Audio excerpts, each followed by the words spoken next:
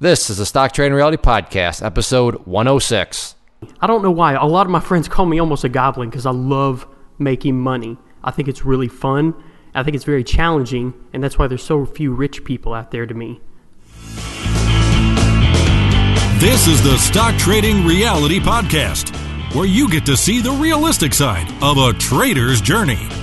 Get inspired and stay motivated by everyday normal people who are currently on their journey to trading success. And this is your host, who no longer takes the internet for granted thanks to past guests, Clay Trader.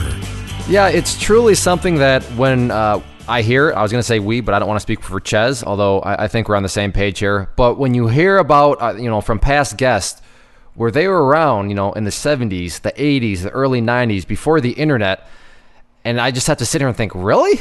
That's what you had to do? That's terrible. That's really nasty. So, but it truly has brought a sense of gratitude, a sense of not taking things for granted as far as the internet is concerned in regards to trading, because everything is literally at our fingertips. Not go to the library to get it at our fingertips. Literally roll out of bed. Even heck, we don't even have to get out of bed. We just got to pull out our phone, and there you go. So, Ches, we live in a good time, don't we? Isn't it crazy to think about what people had to go through before the internet that we've heard from past several guests?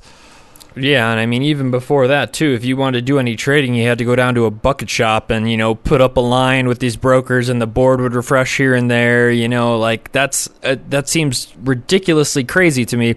But, just like you said, nowadays we can literally open our eyes, grab our phone or a tablet, and you have pretty much the world at your fingertips. It's just a drastically different time. And yes, we are very, very, very fortunate to live in it. Yeah, so that's, the theme that seems to keep popping up on many of these podcasts is no excuses, and there's truly no excuse. It's at our fingertips, but there's always a trade-off, right? And the trade-off with at your fingertips is a lot of people get involved that shouldn't be involved. Well, I shouldn't say shouldn't be involved. They get involved too quickly. So as nice as it is, it's definitely kind of a catch-22 in that regard. So, but yeah, overall, this podcast, one thing it's definitely done is, it sounds like for both of us, is truly makes us both appreciate the internet as a whole much more than probably what we had already done just by taking it for granted. So today we have another guest from the chat room. Caemeron is his name, and he walks us through his journey, and he goes over pretty much everything from A to Z, and Ches and I, we just sit back and go along for the ride. So without further ado, let's hop in and hear about Caemeron and his journey. Caemeron, welcome to the show. Hey, Clay. How you doing? Pretty good. Now, a little context here. If Caemeron sounds a little echoey, which I don't think he sounds right now, but in case he does, he's at school, he was telling us, and you needed to find a private room, and it sounds like you ended up down in... probably the bathroom, but I'm not in the bathroom, I promise. But it sounded like you're down in your closet. Yeah, are you down in like a cellar, the way you described it? Like a dungeon almost? It sounds like that, I know, but there's the campus I'm on is a medical campus, and it's really big, and everybody's in all kinds of rooms. Only room I could find was one of the ones next to one of the auditoriums where they do presentations, and it's like the storage closet for the auditorium, and it's really high ceiling, so it's really echoey. I see, you took my joke away. I thought you were literally down in like a basement, because I was going to joke for the viewers that, so if you hear any chains clanging around in the background, just, ignore that. He's just, there's torture going on next to him, but that would have probably been a bad joke anyways, and I made the joke in passings. Ches, we're off to a good start, huh? My jokes are off to a good start. Yeah. All right, we better hop right in. Start, yeah. Yeah, 0 for 1. So, we want to keep listeners. Just don't hit the pause or end button yet. Just give us a chance here. So, Caemeron, let's just start at the beginning. You're obviously still in school, so I'm sure we'll come across that at some point. But what got you interested in the stock market in the first place? Where did you first hear about it? And, what kind of gave you that nudge to want to get hands-on with it and take it extremely seriously?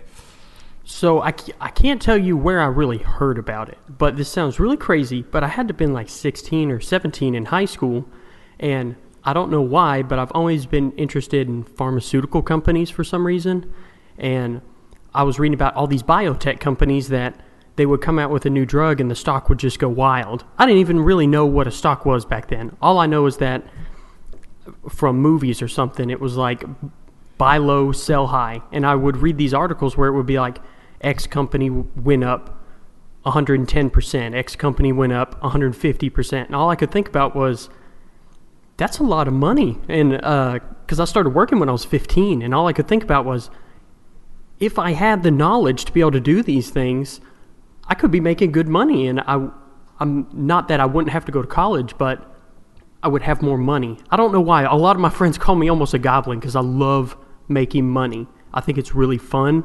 I think it's very challenging, and that's why there's so few rich people out there to me, because it's so difficult. Definitely, it requires a ton of effort, and a lot of people would rather sit on the couch and watch Game of Thrones instead of try to figure out ways to kind of increase their, overall net worth or money they make. But I think it's actually pretty cool, and Clay, I want you to weigh in on this too.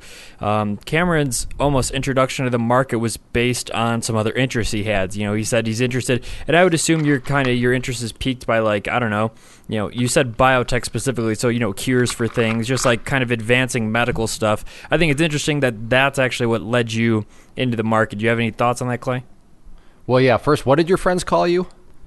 A lot of my friends, they'll call me the most greedy bastard they know. And I just tell them I'm a goblin. I don't know why. I really enjoy making money and for some reason holding on to it. I don't really know what I'm going to do with it if I ever end up with a bunch. No, because I don't spend anything I have. I've never heard of goblin before. Did you just make up that term, or Chez, fill me in? Is this young kid lingo that I'm not familiar with? I've never heard of goblin. Do you mind if before. I ask how old you are, Clay, by chance? I am 33 at the time of this recording.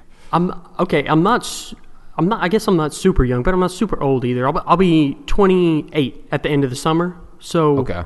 I'm not super, super young, so you're not talking like a 16-year-old, if that helps you at all. No, I just... That's pretty gnarly, brother. I guess kids probably don't say either of those anymore either, so I'm showing my age. Hang 10 or whatever, but... and just... I want to defend you here because I totally understand. It's not you like to make money because you want money so you can go light, your Cuban cigars on, you light them with $100 bills. That's not why you want the money. You like the challenge of getting money. Yeah. Right. And at the end of the day, life is just, from an entrepreneurial perspective, which anybody that gets into a trader is an entrepreneur because you are starting a business. Now, a lot of people don't treat it as a business and their business goes bankrupt really quickly, but that's what you're doing. And yes, money is nice to have, but the challenge of money, and it all circles back to the whole passion question that Chez and I talk about time and time again. If you're getting into trading just because you need to pay something or you want that money so you can go buy that yacht, that's not going to take you very far. And I'm not really interested in that. You like the challenge of making money. You just it's I love it. Yeah, and whether or not that is knocking on people's doors. Wow, this person just paid me to mow their lawn, and it only took me 15 minutes, but I just walked away with more than I got working for 4 hours at McDonald's. It's just a game. You like the game and the scorecard, and this is what I always try to explain to people because I get that all you're always doing is ever thinking about money. No, it's like a game to me, and the point system in this game is just dollars and cents. It's your bank account. Exactly. So, and also observation, are you in medical school right now? I used to be a nurse, and I'm in pharmacy school currently. Okay, so that makes sense. That it sounds like this passion for the medical field goes back to when you were younger. If you were looking at pharmaceutical stocks way back then, that's the other kind of interesting point that I took away. Yes, my dad's a physician, and I remember being little, and I remember thinking, this guy's got the coolest job out there. He does extremely complicated things that many people cannot do because he was a surgeon too. So I don't know why, but I've always thought my dad is like a superhero. And no matter how smart I ever be, I really think I'll never be as smart as that guy. Well, I'm starstruck by any doctors. Like when I go to the doctors, I just like to listen to them talk because you can tell they're like super intelligent individuals. So yeah, I'm fully with you there. And good career choice, by the way. A male nurse, way to make the system work for you. That's one of those things where you could get a job, I'm sure, anywhere in this country just because let's just call it like you see it. Those people got to keep the diversity rates good and diversified. Not many male nurses out there, so you wrote your own ticket when you do that. If I could handle blood, I would have totally been a male nurse. But we're this down the rabbit hole. Down the rabbit hole. But male nurse versus getting a degree in Roman wood shoe building, I think you made a proper, got a good degree there. But so you've read about these stocks, and that's how it kind of always stuck with you. So when did things kind of pick up pace in terms of, wow, I think I want to learn more, maybe get involved? When exactly did that stuff start to happen? Okay, so we'll go back to my dad's a physician thing. So when I finished high school when I was 17, and it's not because I was a super genius. I only needed like English credits or something. So I went to college over the summer to get my English credits, and I was done. I was done with high school. None of my friends even knew where I went. I had a lot of people ask me, they were like, where'd you go? And I stopped by the high school in my first year of college, and they took a picture of me with a sign that said high school dropout, because nobody knew where I went. But I finished early, and as soon as I turned 18, I wasn't getting along with my parents like most younger kids, and I was like, you know what, I'm moving out. I don't have to be here. I'm old enough to move out. Not necessarily that I was an adult, but I was old enough to move out. Legally, you're an adult, but yeah, probably, there's a lot of other things that go into being an adult. But yeah, at 18, you can definitely make that choice. So what happens from here? So I move out, poor as dirt. I'm talking about the poorest of the poor. I moved into a trailer park. The trailer I moved in was so ratty. You could put your head against the wall and look down, and you could see underneath the trailer. There was a 220 wire hanging out of the ceiling. Where do you live? Where do I live currently? Or where was this taking place? So currently I live in Little Rock, Arkansas. If you go where did this take place? I'm picturing like North Dakota, where like I'm wondering what's going to happen to you in the wintertime. Idaho. Yeah. Yes, exactly. I wondered that many times. But 30 miles south of Little Rock, there's a small town called Sheridan. And I live just north of Sheridan, out in the woods. Kind of like, I guess, what I imagine you would think North Dakota out in the wilderness was like. And I mean, it's Arkansas, so it's the south. I was just getting at, I don't know how, I've never been through an Arkansas winter, but I don't know if it snows there or not. But all I'm thinking about is you saying you can see the bottom of the trailer, and I'm thinking, well, what happens when winter comes around? But maybe you'll cross this in your story. It was bad, and that is why I think I like making money so much. Because when winter would come, my heating bill was sometimes more than my rent because this thing was so poorly insulated. And one time I was super, super broke. The roof is leaking, and it's leaking in the craziest places. One of the craziest places it leaked was in the shower. So if I was taking a nice warm shower and there came a downpour, I would get hot water from the heater or the water heater, cold water from the outdoors, and it sucked so bad. I feel like we could sell this as if I was, trying to rent this trailer, I would say that it has a great blend of nature. You get a lot of fresh air from the wall not being attached to the floor. Clever marketing. A lot of fresh water from the leak in the roof. But obviously natural shower. Yeah, and I think it really touches to the fact that I think a lot of people, especially people who have a drive for kind of success and moving forward in life, and especially the pursuit of money, is I think it actually is just such a character builder to, you have to experience almost something like this where everything isn't rosy and great, my life is totally perfect. And I'm not saying people don't have a desire for money when they're off with a good background or something, but when you go through like a hard time, me personally, I was living paycheck to paycheck for a while, and that was kind of the eye opener for me. So this is like the equivalent for you of the hard times that kind of open your eyes to some stuff. So obviously, yeah, you've made a big life change. You've moved out of your house at 18 years old. You're living in this. You're pretty much living in the woods in a trailer. So how are you gonna improve your conditions? Okay, so since I moved out, and in my mind I was an adult at the time, I had to get a job. So about, I'd say less than 10 miles from my house, there was a gas station. And it was like all we had in the community I lived in was the gas station. And that's it. I can't think of anything else. But we had the gas station, so I got a job there. And I worked really hard so that way while I was in nursing school, I could have some money. It was pretty rough, but I had some money. And once I finished nursing school, then I moved on from there. I stayed in the trailer because it was so cheap. It was only $300 a month. But I stayed there because when I finished, I had this real crappy car too. I just had like a Honda Accord 1990, and it had over 300,000 miles on it. It leaked worse than my house did. And So I stayed in the trailer to save money so that way I could purchase a car. And this car was not a Rolls Royce by any stretch. It was cost efficient to a point, probably. So, did you finish school in like 3 years, 4 years? Were you on the 4-year plan? At what point? Because I would assume after you get a nursing job, you can probably get yourself out of the trailer. So, at what point did that happen? So I actually didn't move out of the trailer till this past summer. So because it was so cheap. Okay. Wow. So you've been just cash flow has been in your favor, I would assume, then over the past several years. It has and it has not. Because so when I finished nursing school, I realized I need to get a new car because if this one breaks down and I don't show up to the hospital, I'm going to get fired because there's sick people there and they can't afford to not have people taking care of them.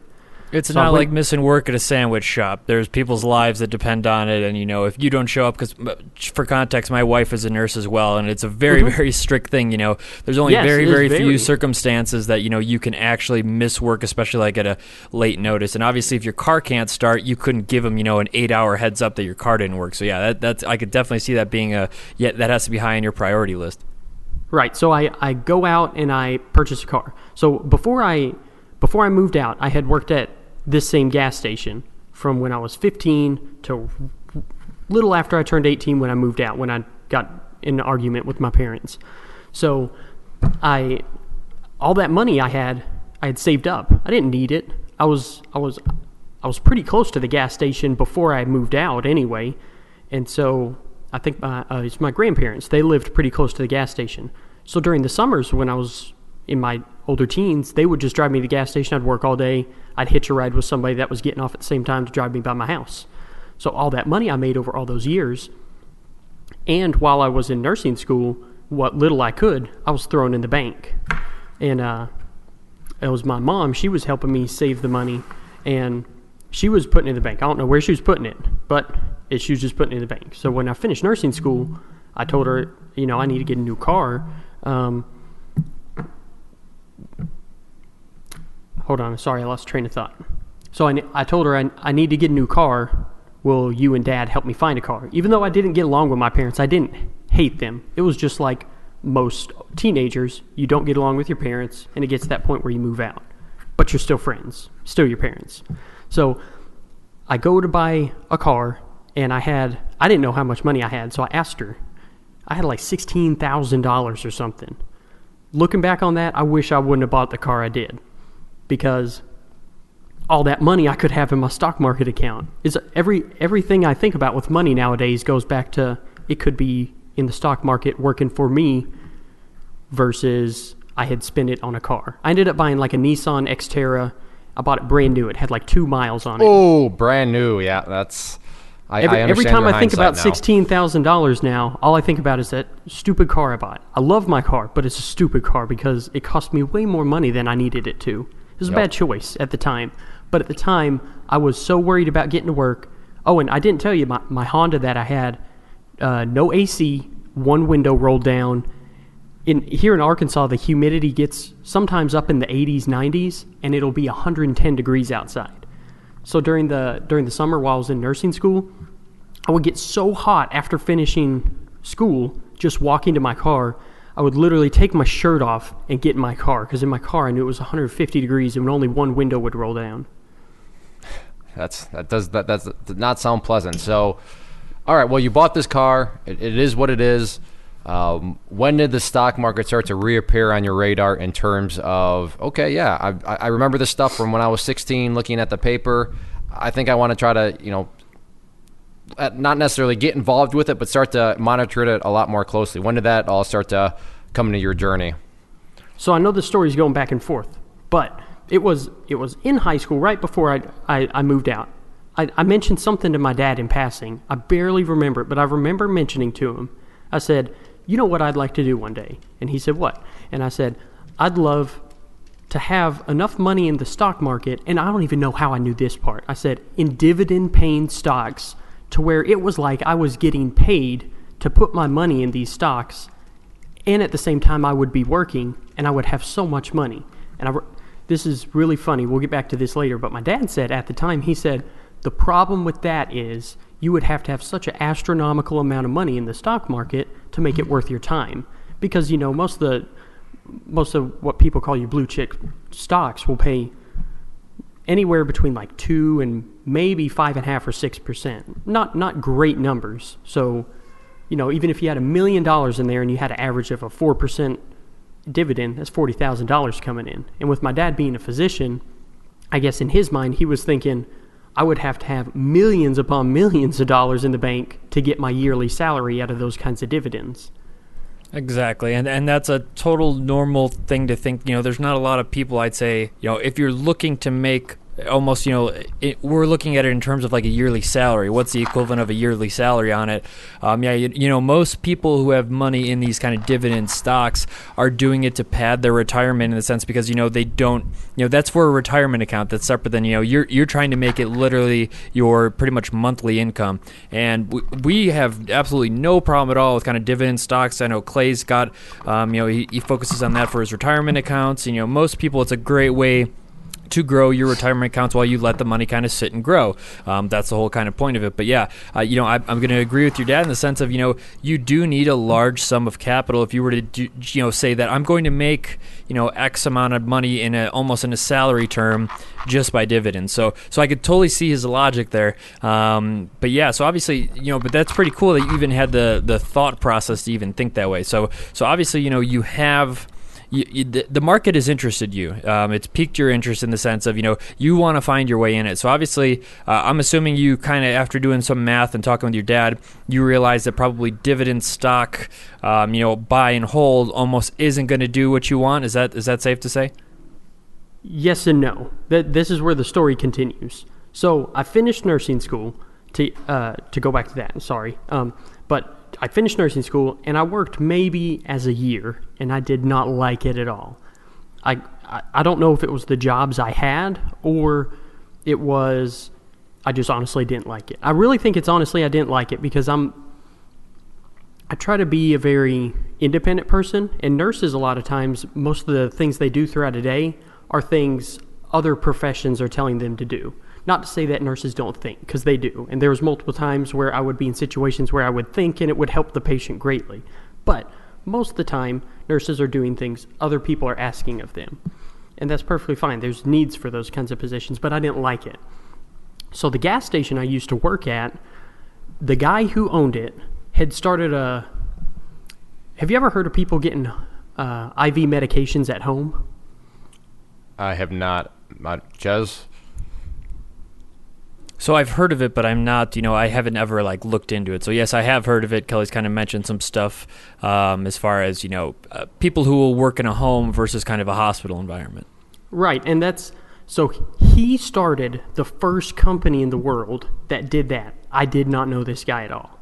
He owned the gas station I worked at as a little side thing he did to help his mom, who lived across the highway from me and was in her 80s.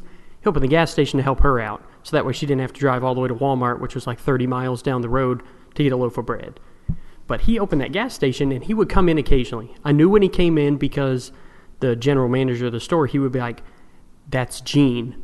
Make sure the place looks good. Be respectful." And so, I was a respectful guy anyway, but he would just emphasize that we need to be professional. He's coming in. So while I was working at the gas station from when I was 15 to 19, because I was working at the gas station still while I was a nurse too, to make more money, because I'm greedy, like my friends tell me. But so I quit working at the gas station, and the guy who owns the store, he had his cell phone number at just above the cash registers that said, "If you like your service, tell me. If you don't, tell me. I want to know." And it had his personal cell phone, and I never believed it was his cell phone, but it really was. So when I used to work there, I managed the store as well. I helped the general manager. And when I quit, I'm not positive, but from what I understood from the owner is that when he knew when I was working that most of the time people wouldn't bother him with phone calls saying, "Hey, I'm not getting the service I want." And when I quit, he asked, "Where did that guy go, that younger guy that used to work here?" And the general manager said, "He finished nursing school. He doesn't work here anymore. He's moved on." And So the guy who owned the place called me because he owned the company that did IV therapy drugs at home, the first company ever in the world to do it. He started it, I think, in the early, late 80s, somewhere right in there. So he calls me. I have no idea who this is, but I always answer my phone. So I'm sitting at home. I think I was playing Xbox or something, and on one of the few days off I had, I pick up my phone and I said, "Who's this?" And he said, "This is Gene." I said, "Well, who the hell's Gene? What do you need from me?" And he said, "You used to work for me." I said, I don't know any Gene I've ever worked for." He said, "I own the gas station you used to work at." I said, "Oh, okay, cool." So he offers me a job, work for him at his home IV company. And at the same time, he was asking me, long term, what do I want to do? And I said, "I'm not really sure. I wish I would have went to medical school, but I'm stuck here as a nurse because it's difficult to quit working once you start making money." And he said, "I recommend you go to pharmacy school." And I said, "Why?" And he said, "There's a lot of opportunities. There's a lot of business opportunities in this area. And if you can find yourself a niche, you can make a lot of money." So the reason I told this big long story, now I apologize everybody, but the reason I told this big story is because it was when I was working for him and going to school in the evenings or in the early morning that the stock market became something of interest further for me. So it's further of interest, meaning you started to like watch CNBC or Fox Business or those sorts of TV shows, or interest in terms of you're checking out websites. What got you? How are you tracking your interest? I mean, what exactly define interest for us? This whole time during this whole story of me kind of growing up, I've throughout the whole story there was periods of that time where I was interested in it, but I never really looked into it further. So I'm not sure exactly when, because my dad's pretty private about his life, but I believe it was around the financial crisis that his retirement account that was managed by Edwards and Jones. Do you guys have those out where you are? Yeah, Edwards Jones. Yeah, I don't know if we have them, but yeah, I've definitely heard of them. So he had his money with that company, and apparently during the financial crisis, they didn't pull any money out. They kept all his money in, and he would get his statements in, and he would call them and be like, what the hell's going on? All my money's going to shit. And they would say, just hold on to it. It's a bad time in the market right now. The best thing to do is hold on to it. And I guess it just kept getting worse and worse. And he got pissed off, and he pulled all his money out of the account, and he told him to go to hell. And so me and him were talking, and he brought that up in conversation one time. And I said, "Well, what the hell are you going to do with all your money now?" This is what he says, and I love my dad, but it makes me laugh every time he says it. He said, "I'm going to start putting my money in dividend stocks." And when he said that, I remembered the time when I told my dad. Can you guys still hear me? Yep. Yeah, we can. Okay, sorry. We're listening away.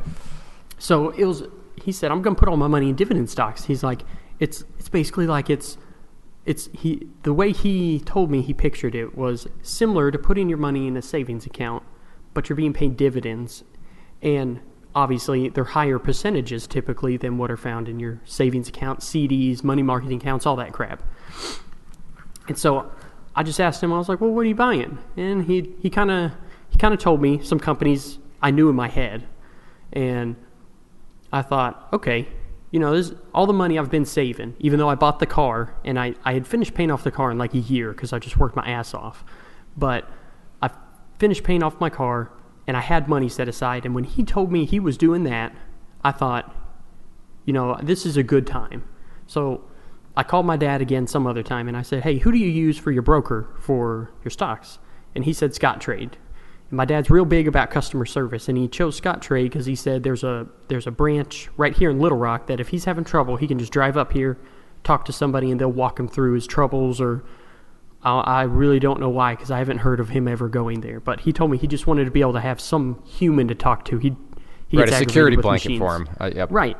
So I thought, okay, what the hell? I told him, well, I was thinking about opening up an account. He said, "Well, open up an account, this code, you just get a few free trades." He's like, "It's not much, but you get some, I get some." So I did. Open up an account, and I got 3 free trades. 3, all right. Yeah, 3, because I didn't have much money, and I just got the 3 from the referral thing. So at that time, I was taking, I think it was like Calculus 1, and for some reason, I think it might have been General Chemistry. early in the morning at the University of Arkansas, just down the road from the university I'm at now. I was sitting there, and I got there super early. And I was sitting there, open up I log into my account, and I was like, I don't even really know where to go. But I remember having a conversation with my dad, because I was interested in these since high school. He kind of was like, nah, don't mess with dividend stocks. Just give it to somebody else. Let them take care of it. Then he starts managing his own. But in those conversations, when I'd asked him, what are you investing in? One of the things he said is, I'm really trying to read a lot of books because I don't want to just go in this blind. And he's trying to learn things. He's investing in his education. He's a smart guy. That's what he does. He's a physician. So he told me one of the books he read was stick to things you know if you're investing. Because if you don't know it, it's going to be much harder to predict what's going on. And I said, okay, well, give me some examples. He said, my phone bill's with AT&T, my internet's with this company, and he just named a handful of stuff. So I remember opening my account, and the little iPhone app that has the stocks or whatever? Yep. I had played with that some, and I knew that I don't remember which ones I populated mine with, but I remember putting AT&T, Microsoft, and for some reason, I put this pharmaceutical company, large one, called Merck. And I remember having those in there. And when I opened up my account, I thought, well, I'm just going to look at these tickers. I knew what a ticker was, kind of knew what a ticker was. And I knew in my head, I was like, I play a lot of Xbox. Xbox One just came out. I'd been keeping up with that kind of stuff. And I thought, now's a good time probably to buy Microsoft because the Xbox One just came out. Sales are going to increase. I kind of had a little bit of a thought process to it. And then I remember Dad saying, stick to things you know. I have my AT&T bill. That's what I thought. And I thought, I'm going to have a cell phone probably till I die because everybody has them now. So I bought AT&T. I bought Microsoft. And I thought, what's something else I'm kind of interested in? And I chose pharmaceutical company, Merck. This had to have been 5, maybe 6 years ago now. So I bought those 3, and I had $1,000 left. I can't remember how much I put in each one. I think I put $1,500 roughly in AT&T, for some reason, really random number, but like $1,200 in Microsoft, and then $1,000 in Merck.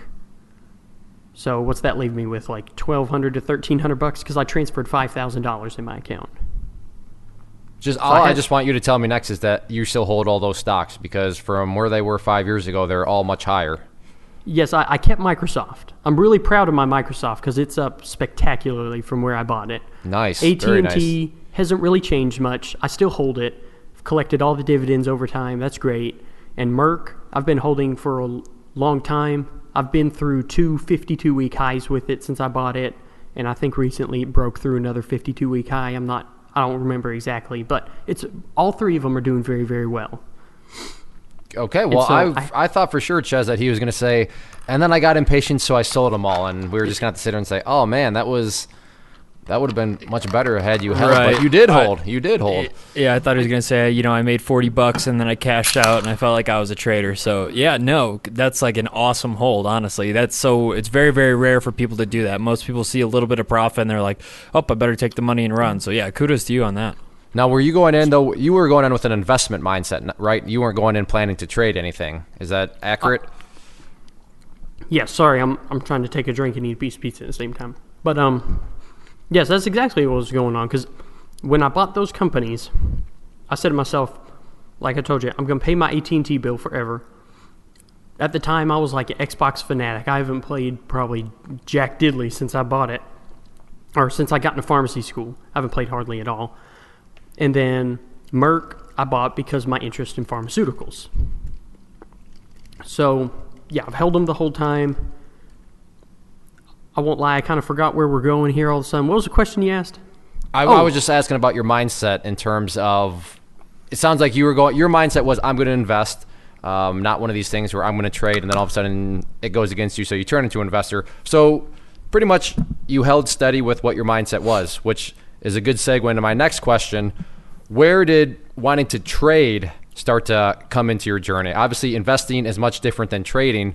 So where along the road did you all of a sudden start to say, yeah, that investment thing's going well, but now I want to get a little bit more hands-on in terms of trading? When did that happen? So, like I said, I put $5,000 in, basically spent $4,000 between those three companies.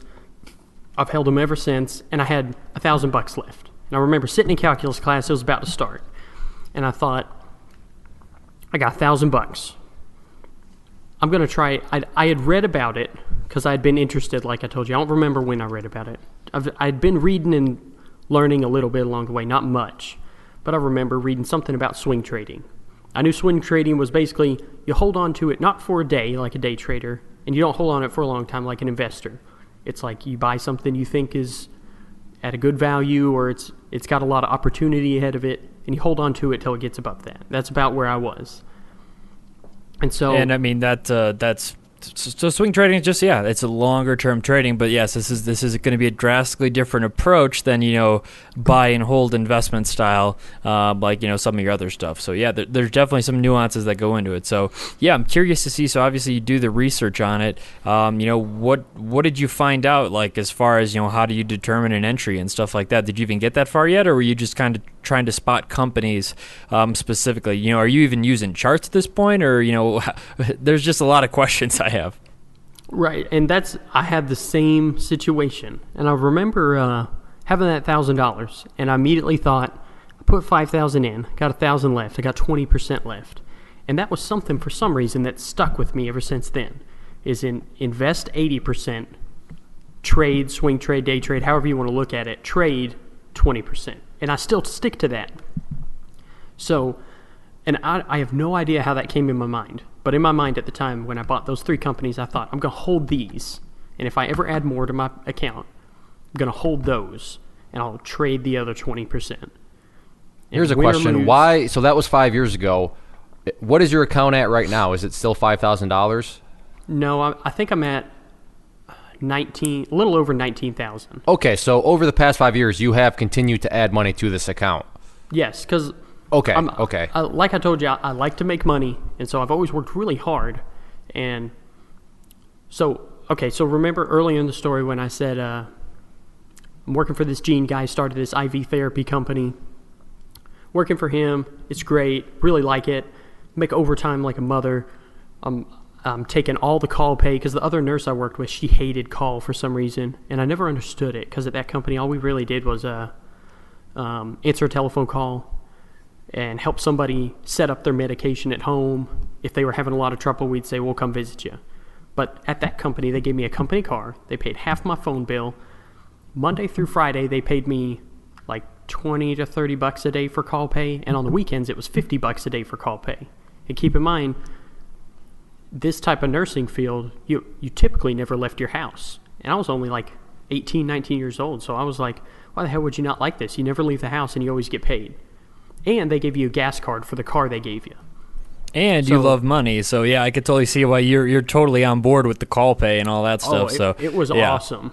And I was used to making $250 a week, or less, because I worked at a gas station. So I'm making all this money. I'm super, super happy. I had in my mind, if my checking account gets to this, transfer it to savings. Once my savings gets up to this level, transfer it to Scottrade. And I kept doing that. I was piling up money like crazy because I was working for that guy, and I would work odd jobs. When I worked at his gas station, I talked to the manager and I said, "Hey, can I put out some 55-gallon drums to collect aluminum cans?" Because I had heard some crackhead come in one time, and he said, "I'm running some aluminum cans down to the scrap metal place. I'm gonna get some money." And I thought, you ain't getting shit. That guy was, over time, he's probably collected hundreds of dollars, maybe even a few $1,000s. And so I thought, I'm gonna do that here because I'll be able to collect them, have a ton of money. So I'm in high school collecting all these cans, but I could never turn them in because I drove a Honda Accord. What am I going to do with 50 trash bags? 55-gallon drums of cans in the Honda Accord that has, one window in it. Yeah, so that's, this is awesome. So I have these 55-gallon drums at the gas station, collecting aluminum cans, working at the gas station, mowing yards on the side. I'm doing everything I can to get money because I'm greedy. That's what my friends tell me. I don't think I'm greedy. I just really like to make money. So I collect all these aluminum cans, and I'm still doing it while I'm a nurse at the hospital before Gene calls me and gets me to work at his home IV company. And I finally, one day when I bought my Xterra, I borrowed one of my dad's just little flatbed trailers, and I load all my aluminum cans up on it. And I had to have had this thing stacked about a foot or two taller than my car and hanging off the back of this trailer. And I call around, I won't say local because I drove pretty long ways to turn these aluminum cans in, but I called around to a few places, found out where the highest price was. It wasn't that much money. It was like between 58 and 63 cents a pound. And so I was willing to drive, I think it had been 30 miles one way. I turned in an entire trailer load. It's $400. And I was like, oh my God, look at all this free money, because I got it from a damn gas station. So, I turned in another load, another $400, turned in another load, a little less than $400, but still basically $400. So I made $1,200 from all these aluminum cans I'd just been holding on to. That's how I bought all the furniture in my living room at the time. So in other words, translation, there are no excuses, which seems to be a recurring theme with the guest here. I mean, if you really want to take control of things, then just get out there. You are the first that has talked about aluminum cans, so just I was so there. broke, Clay, that it was... every time I think about how much I like money, I think about how poor I used to be, and it makes me work harder. And that's the motivator right there. Yeah. Right, and I think a lot of people nowadays can't appreciate that because maybe their parents help them too much or something, but I've been extremely poor, and when I first moved out, I called my dad because I broke my glasses, taking a futon out of the damn box, a futon that I bought from Target. Glasses fell off. I let go of the futon because I thought, oh shit, if I break my glasses, I'm so screwed. Ended up breaking them because the futon falls on them. And I called my dad that night, and I said, hey, I broke my glasses. He said, how'd you do that? And I said, I dropped my futon that I bought from Target on him. He said, that sounds pretty expensive. I got to get off the phone. And he hung up on me. And I don't think he was doing it out of... He's making you the man you are today, just with that phone call. Exactly, and a lot of people I've told that story to, they're like, man, what a ass. But that, exactly like you said, that's turned me into the person I am today. And after that time, I realized that I've moved out. I got to make my own money. I got to make my own way. Nobody's going to help me but me. So that's why I've always worked so hard.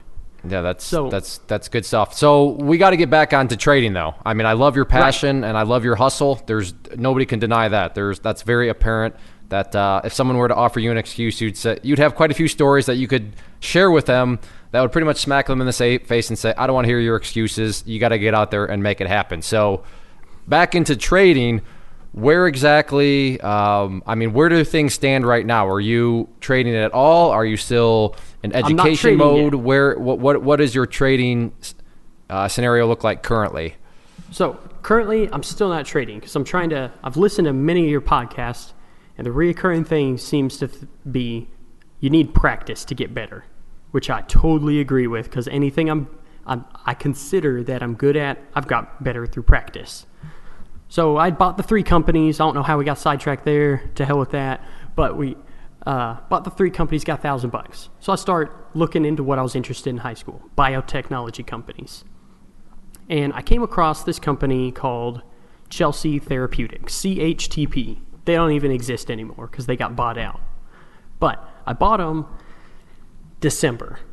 And the gentleman I work for, Gene, that I work for his home IV company, he sold that company. I thought I was sold away with the company. I thought, oh shit, I don't got a job. But he had started a pharmaceutical company, and he offered me a job working for them. And I was one of 7 people that helped start that company. And we hired this guy that was a quality assurance executive for, I can't even remember who they were. Might have been GlaxoSmithKline or something. But he was some type of quality assurance guy for the plant he worked at. And for some reason, I got to talking to him one time, and he said, and this is relevant to the story. I'm sorry I'm getting off track again. But he said, we were talking about quality assurance stuff, and he said, any company that has dealings with Europe, when those guys audit your plants, he said, it's horrible. He said, those guys are extremely thorough. They want to see everything you do. Which is fine, that's their job. But he said it is very hard to do business in Europe as a pharmaceutical company because they're so strict.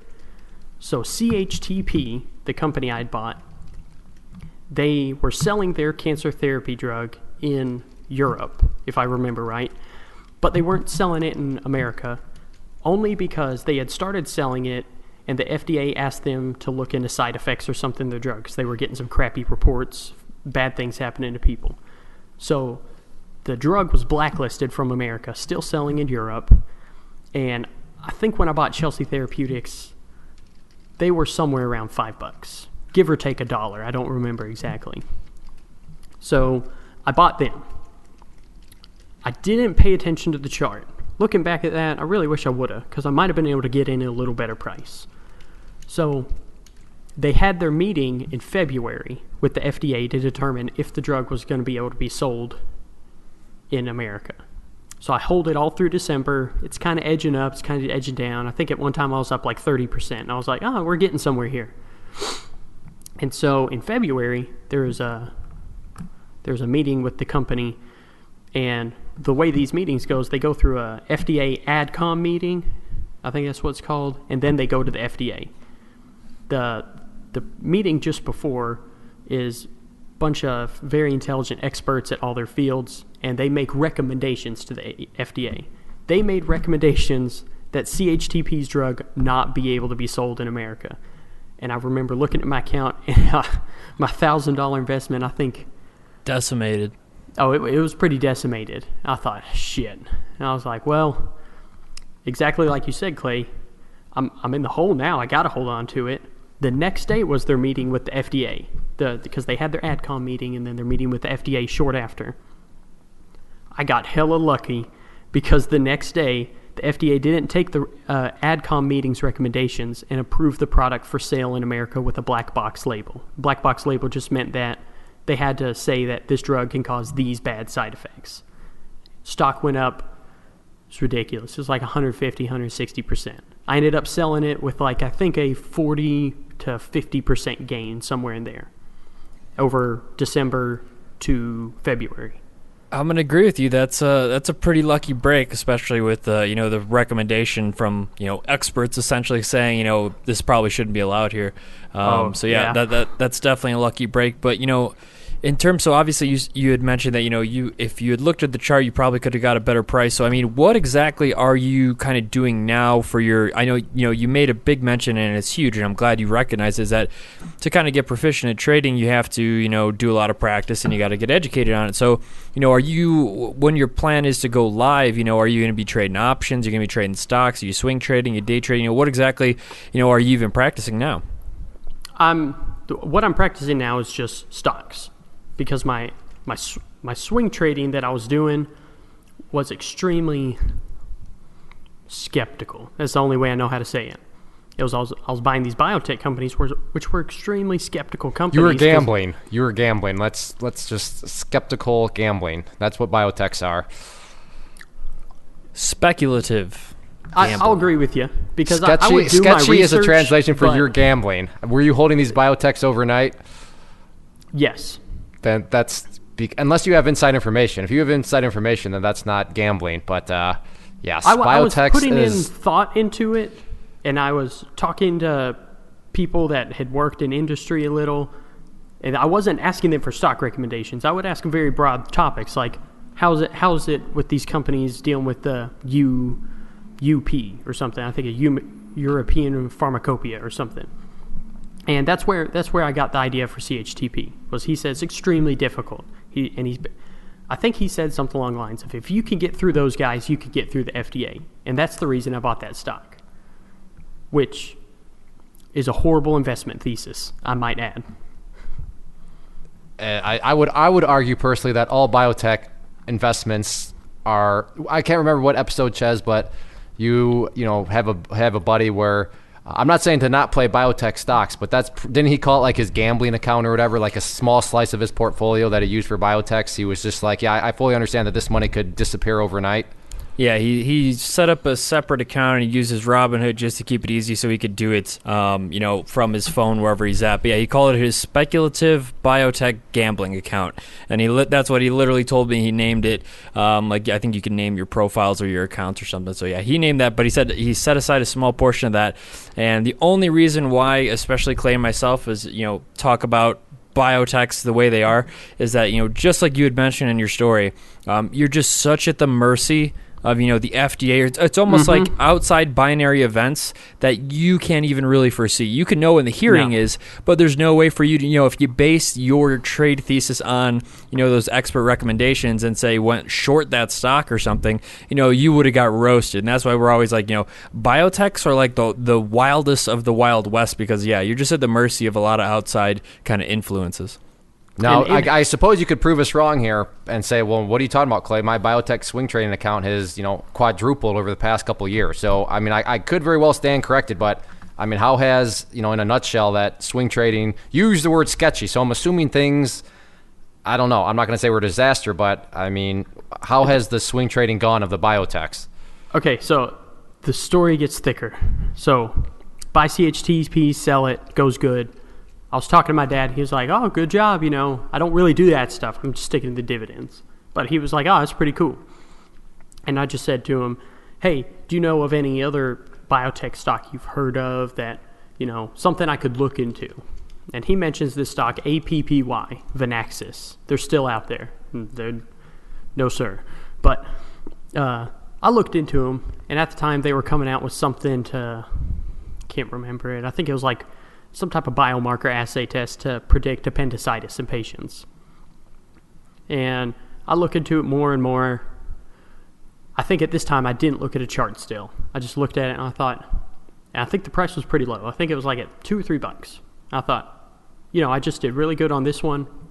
I do everything, in my head the rule was do everything $1,000 at a time. So I thought, I'm going to buy $1,000 with APPY. So I do. And I held on to them for not very long. Had to have been 2 or 3 weeks. And because at the end of March of that same year that I made the money on CHTP, they had their meeting with the FDA. But in my mind, I remembered how horrible it went when the AdCom meeting went south. But luckily, I was able to get out of that trade still making 40%. But I remember how bad I got burned. So I thought, I'm going to watch this. I'm not going to hold on to it till the AdCom. So holding it goes up, it goes up, it goes up. So I talked to Dad one night. He asked me how my stuff was doing. I told him pretty good. I'm up like 20-something%. He said, you know what you need to do? I talked to a guy at work that he trades stocks, another physician. And he said, this guy always puts in stop losses and limit orders. And I knew what a stop loss because I'd read about it. Didn't really understand a limit order at the time. And I said, well, at the time I said, well, like, what does he do? He said, he always does everything 10 cents below. It's just his own rule. And so the next morning when I got to work, I got on one of the iPads they had at the company, and I put in a stop loss on APPY that was 10 cents below what it currently was at that time. I ended up getting stopped out, but I came away with $230, I think. I thought that was a good idea because it ended up going down, I think, 5 or 10% that day just off of outside factors again. Broader market stuff, I think, had been down that day. Went down 5 or 10% and hit my stop loss, and I lost that money. So after I made money on APPY, I think I held on to my money in cash all during March. Can't remember anything I bought. But April came. I bought something else. Is this April of 2016? No, we're still in the time machine here. This is April 2012 or something. Right, we're gonna hop in the fast forward time machine because looking at the time is quickly going by. So, going in the fast forward time machine, give us a nutshell here. What ultimately happened with all these different trades? Did you come out ahead, come out break even, come out slightly below? Okay, so I'm coming out good between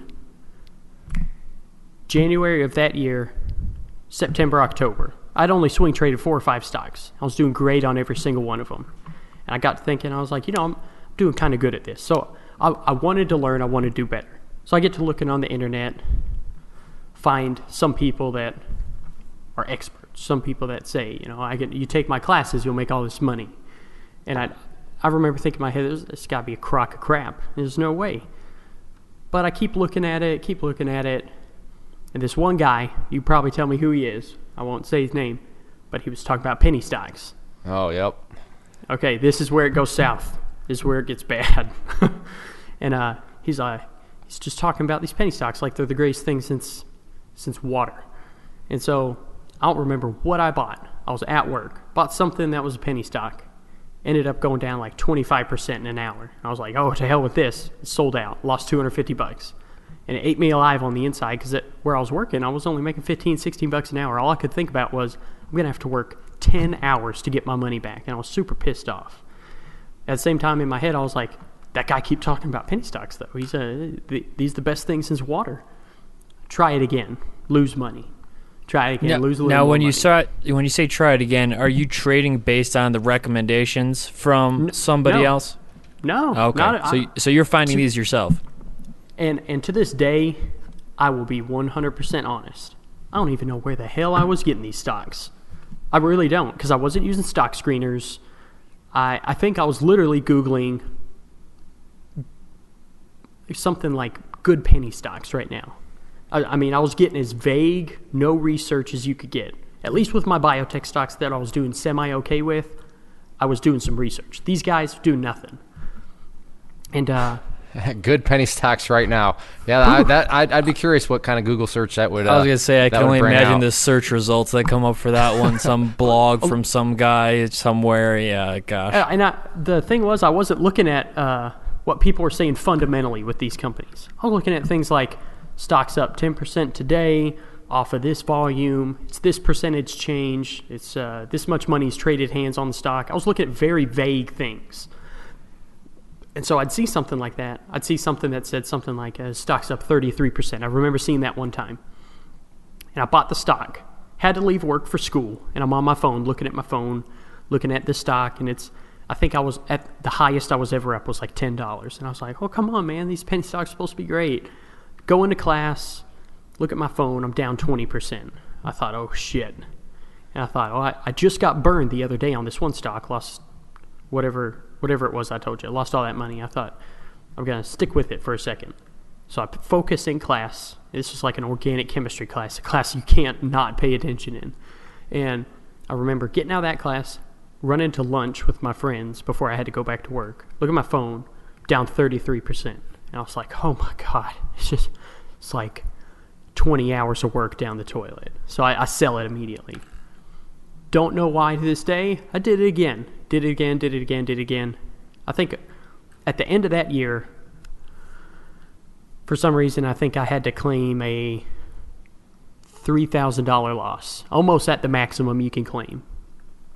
So I had been doing great from January to August, doing fairly well. I won't say fantastic, but I had made like $1,500 to $2,000 in a few months while working, while going to school, while doing all my other crap.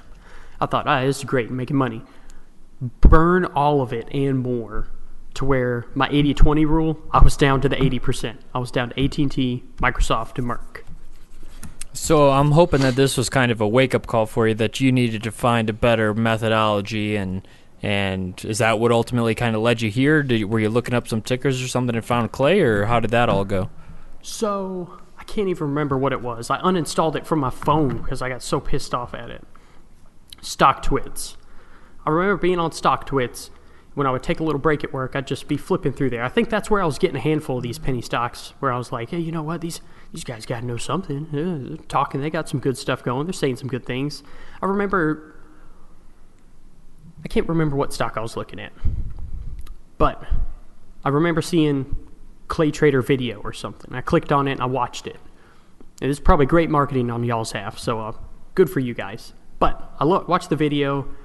You were talking about all this technical analysis stuff. Had no idea what the hell you were talking about. I was like, this guy's onto something. And if he's not onto something like them penny stock bastards, he kind of knows what he's talking about.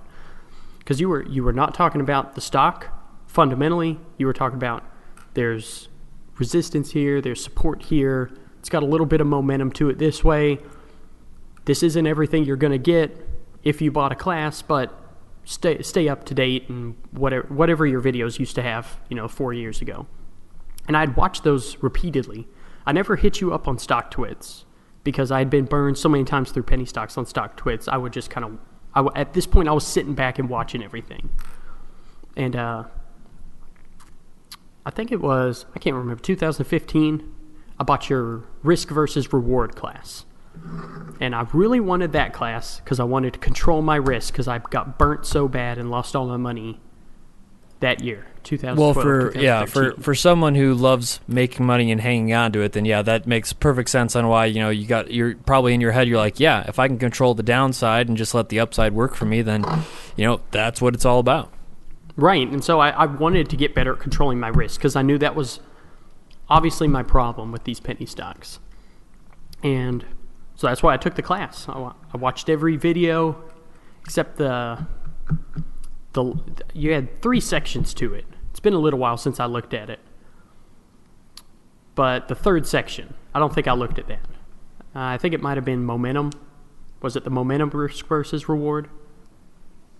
I don't know which one you did. There was 3 sections. Yes, there was 3 entry strategies. Right, and I didn't go with the 3rd one for some reason. I think it just wasn't. I don't remember what exactly order they were. I'm pretty sure the 3rd one is like a momentum buy, but right. And I didn't go with the momentum because I felt like that's what I was doing with those penny stocks. I was trying to catch the momentum going up, but I would always catch the momentum at the top and then ride it down. And so I was like, the momentum thing's not working for me. I'm gonna stay away from that. But I took the class and I really liked it. I thought it was pretty good. Really good at I think I took like a 2-year break before I bought the risk versus reward thing away from stocks because I burned my money basically. And I was reading a lot more and trying to learn a lot more. So it got to where I could look at stuff and I feel like I could see where resistance or support was in a stock. I won't say I'm great at it. Sorry, go ahead. I said I won't say I was great at it, but I could look at it and kind of get a feel for what was going on in a chart. And so where do you stand at right now? You mentioned you want to practice, so we've established that, but walk us through what your plan of action is in terms of practicing. How are you going to quote unquote practice? So what I've been doing to practice is I opened a Thinkorswim account because I really like their charts.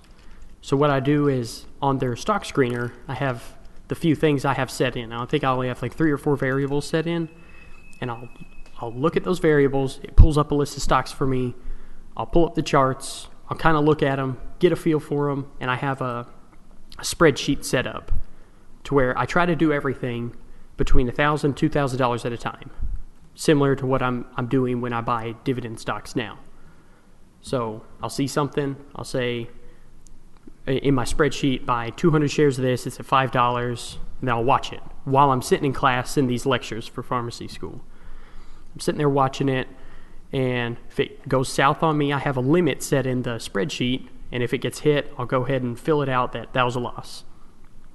Or not a limit, sorry, a stop loss. And if it hits my stop loss, that's a loss. Okay, I can do better next time. And so do the same thing. I'm just doing that over and over again right now. I'm trying to, because the reoccurring thing, and I keep hearing in these podcasts that I listen to that you guys put out, is people practice. And I completely get that practice makes perfect. Right, because it's just there's no better way to find what you're strong at. Just like you said, there's certain, even in the course, the one strategy that's taught, you're like, it just doesn't jive with me. It hasn't worked. And, granted, whether you're doing it right or wrong before you took the course doesn't even matter. You're just like, I don't want to buy the top anymore. So there's much more advantageous ways to kind of take advantage of it. You got to focus on risk now, and I think that's what it's all about. Now, just for context, how is that spreadsheet looking? Is that kind of stuff going up for you, going down? You're still trying to find your way with it? So I've been still practicing, and on my fake account through the spreadsheet, I started at 5,000, and it's had its ups and downs, and I'm trying to find where the ups are occurring. And because I'm in school and doing other things at the same time, it's a little difficult for me to keep up with. I still try to keep up with it, but I think right now I'm down $80. And I really attribute the fact that I'm only down $80 to the risk versus reward class, because if something looks like it's going south, I don't stick with it, because in my my fake account on the spreadsheet where I have $5,000. If that goes to zero, I really imagine that is real money, and I imagine being screwed. Well, yeah, being only down $80 and considering you really just started practicing, and actually putting down a methodology now, that's like really, really commendable. Most people will, lose $2,500 before they go, oh, the light bulb goes off. So you being $80 down and, in the process of practice, that's a totally acceptable amount. Obviously, it sounds like you totally have your risk in control now, which is absolutely great to hear. And the fact that you're keeping it real, treating it real, you're not using, $50,000 spreadsheet account when, you're only going to be using, say, $5,000 in the future. You're doing it in the right way, and that's what we always kind of preach. So I'm glad you've definitely kind of taken some of those gems from previous podcasts. But I want to just tell you it's been an absolute pleasure hearing about your story. Obviously, like Clay said, we've never had anybody kind of collecting cans, and I was mentioning before, you're a hustler. That's what you are. You like money, and I can see how maybe some of your friends are like, man, maybe you should just enjoy living your life more or something. But no, you love money. You're going to find your ways to make money, and obviously you're on your way for kind of doing that in the stock market as well. But I do know the whole reason you came on this podcast was to borrow my time machine. Now, if I was to kind of lend it to you, and obviously I don't think you're in that trailer anymore, so it'll probably fit it wherever you're at now. What exactly is one piece of advice you would give yourself if you could go back in time and do that?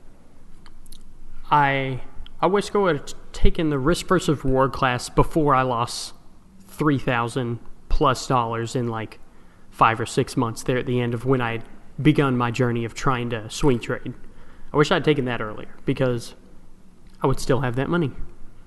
And yeah, I mean, especially as to harp on the point that Ches made, especially for someone like you that enjoys the game of trying to add up numbers that just happen to be money. When those numbers are going down, that's not the most pleasant experience. But when you can learn how to control that, that makes good sense why you would want to go back, to that moment in time. So as we wrap things up here, we got some final fun questions to go through. So are you ready for the fun questions? Can I ask one question?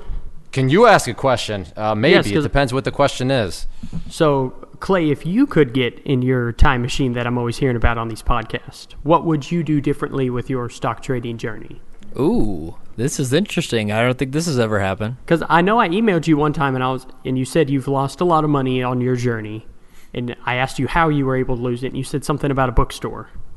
Yes, I have actually already answered this in a roundabout way. So what we'll do for viewers, watch this. You mentioned our marketing earlier. Check this out for marketing. So if you want to see what I wish I would have done earlier, and then I actually back this up with proof, we will put a show notes or a link to the video I did where I talk about how I learned how to trade. And within that video, I answer that very question in a roundabout way, what I wish I would have done.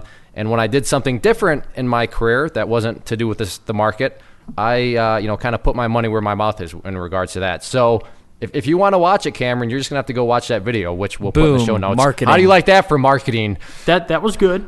But that was good. On an off note, even not on the podcast, can you just tell me? It's kind of a long story. That's why I'm referring to the video too.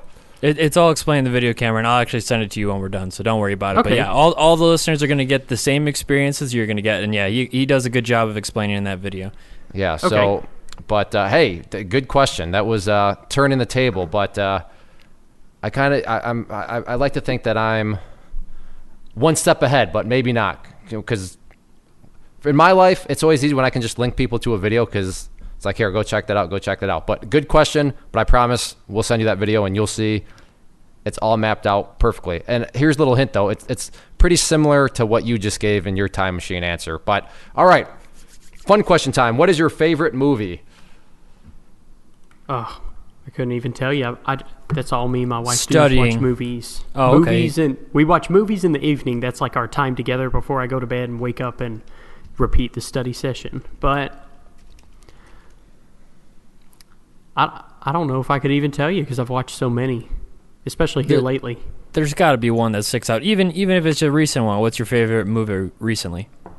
I don't know why. But I really like the Kung Fu Panda series. I have no idea why. I'm like a 27-year-old guy nearly, or 28-year-old guy Those are pretty funny, though. You can't go wrong with Jack Black. I've watched those with Kelly. I enjoy them as well. Okay. But yeah, those definitely, they're just fun, lighthearted movies. They're like pretty them. good. And I don't know why, but So I know your time is quite limited with how busy you are and what you kind of do and how you approach life. But what do you do for fun or hobbies kind of outside of, your job and practicing aluminum market? cans. Yeah. So like I have a study group here at school, and for whoever's listening, study group isn't necessarily just a bunch of extremely nerdy people. So one of the guys in our study group used to be a professional baseball player, for example. But in our study group, we will study all the time. But when we get a break, we've done anything from go to the bar and play pool. We'll go to the park, play with dogs. And we'll invite our significant others, and in my free time, the little bit I have, that's something I really enjoy, like hanging out with my friends and stuff. The little things in life. The little things in life. And had you said you like to go light up Cuban cigars with $100 bills, I would have maybe had to call you out on your BS about, I'm not in it for the money itself. I just like to make. But hey, that answer I think totally backs up your whole claim. The friends that are in my study group, they're all the time trying to get me to go out and spend money, and I'm like, yeah, to hell with that. So if it's not free, just about I won't go. Or if it's not happy hour.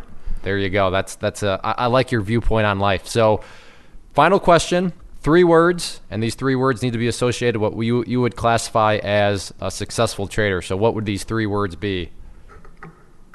Things I would classify as 3 words to use to describe a successful trader? Correct, that you would associate with a successful trader.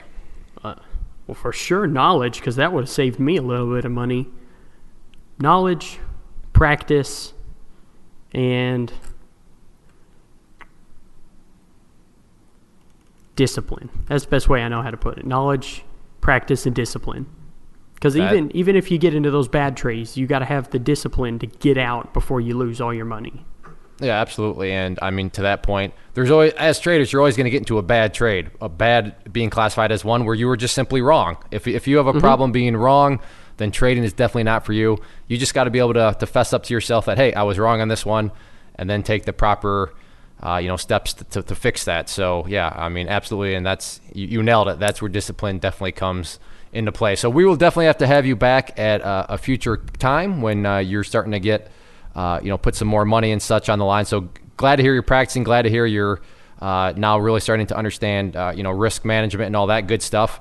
Well, I'm assuming, would you come back and hang out with us again at some point in the future? Oh, that'd be great, because like when I finish school, what I plan to do is start putting a lot more money back, and I've really thought about trying to use some of my tuition money to buy the Clay Trader University. Only reason I haven't is because I don't see myself having the time to even participate. Yeah, and that tuition money probably should be used for tuition, right? Well, when I started school, I quit working, so that way I could focus on school, get excellent grades, and get the job I want when I finish school, not the job I have to have. So I would say don't put yourself in any more debt than you have to be in putting yourself in debt.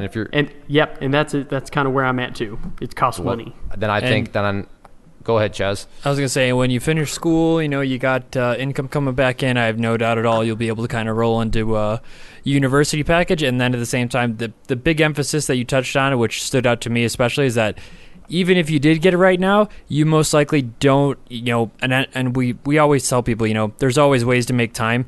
You're a busy student trying to get a good grade in a really, really hard field. So, yeah, I have no doubt at all that you'd be very, very you probably wouldn't sleep very much, and that's not a good thing. So, yeah, finish up what you're doing, finish strong, and, we'll be here. We're not going anywhere. Yeah, exactly. So, Caemeron, thank you again for hanging out with us this afternoon.